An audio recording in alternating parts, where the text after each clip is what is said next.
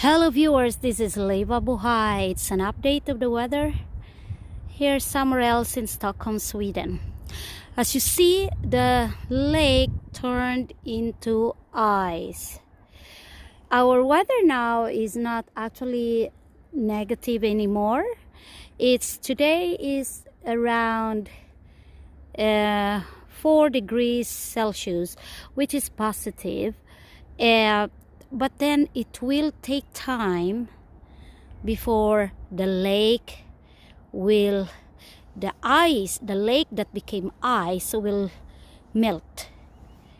It will take time because we had for around 2 months had passed, and it was like January and February where it was so cold. Here in Stockholm, it goes up to minus 15 degrees Celsius.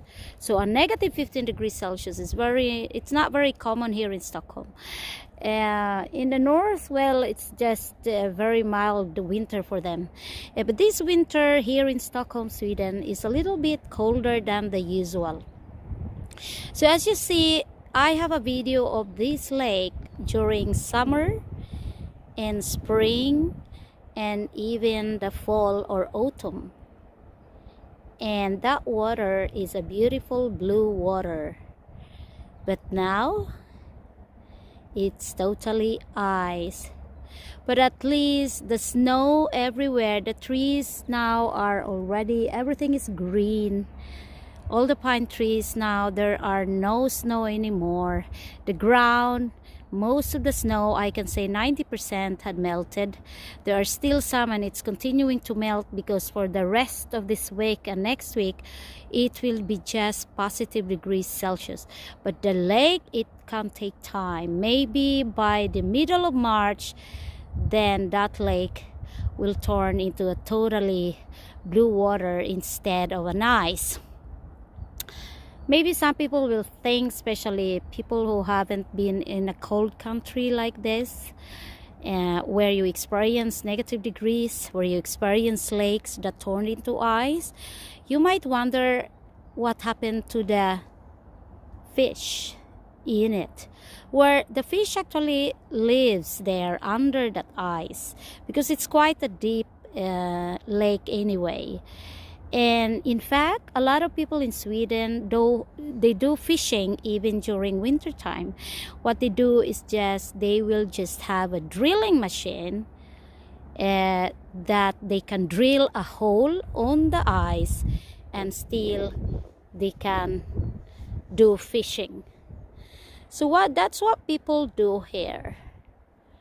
So if you look at around, it's already greeneries, it's back.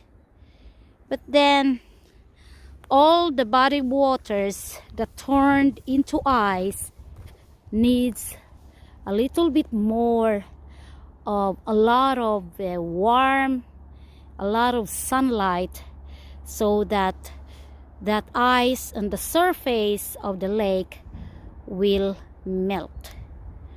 So it's like that here. We have a variety of temperature, how the nature looks like. It's a very big difference. But anyway, when it was totally winter and it was a lot of snow, like it was very thick snow, I was not able to come because it's just so hard to walk on the snow. And so I came now, breathing fresh air, having my walk in the forest. And at last, I'm glad that the snow has melted. It's because I can now walk in the forest. It's, as what I said, it's around 4 to 5 degrees Celsius positive, but it's still cold. I mean, now I'm holding my camera or my mobile phone to take this video, and my hand that is holding my phone has no gloves at all, so it's starting actually to freeze. But it's like that. And anyway, if you're a person like me who came from an Asian country, maybe your first to 3 years of living here, it can be like a shock. It can be like very difficult to adjust to the weather or the temperature. But then, like me, who had lived here more than 16 years already, I tend to actually adjust to the weather. You just get used to it. And like I mean, 16 and more than 16 years of living here, I think by around July I will be 17 years here in Sweden. And for that long time that you live in a country where it's cold and has a very, you know, different weather than the country you came from, then you get used to the temperature, you get used to the culture, you get used of everything. And then it's easier for you, of course, to adapt to it. And it's like that. So I'll take a lot more. So as you see, it's like that. And when you walk in the forest like this, I forgot to have my hiking shoes, because hiking shoes is much better, especially the waterproof. And I usually have a waterproof hiking shoes, and that I can recommend if you do a walk in the forest.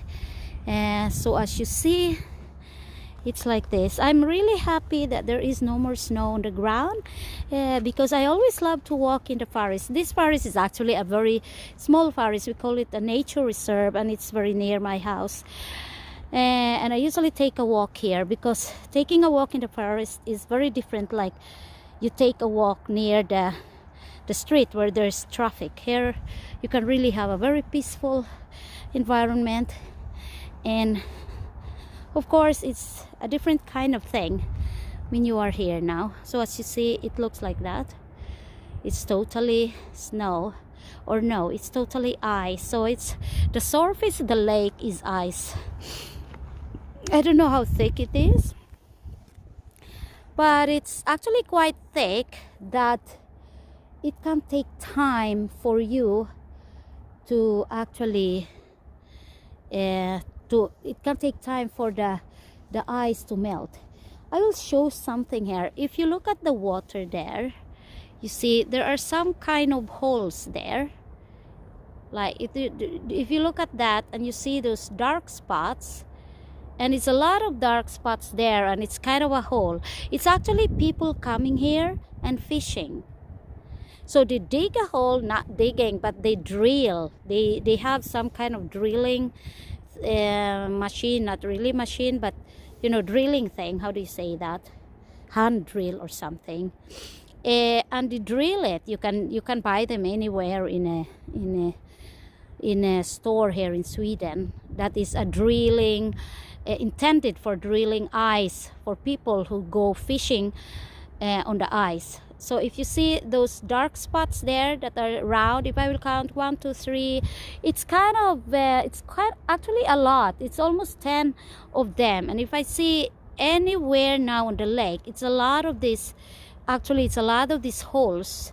So people had been drilling here and fish, and they actually get a lot of fish, and people are get used to that, and they are so good in doing it.